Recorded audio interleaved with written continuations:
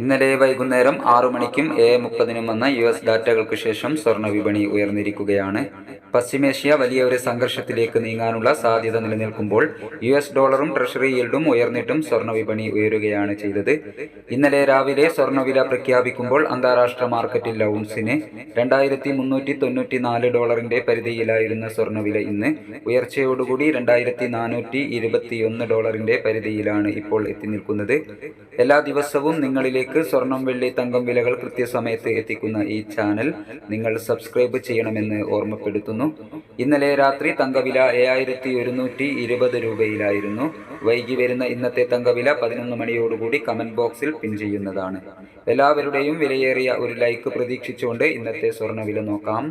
ഇന്ന് പവന് 600 രൂപ കൂടി 9/8/2024 പവന് 51,400, ഗ്രാമിന് 6,425. 18 ക്യാരറ്റ് സ്വർണ്ണവില ഗ്രാമിന് 65 രൂപ കൂടി ഗ്രാമിന് 5,320, 8 ഗ്രാമിന് 42,560. സിൽവർ ചെറിയ മാറ്റത്തോടുകൂടി 88 രൂപയിലേക്ക് എത്തിയിരിക്കുന്നു.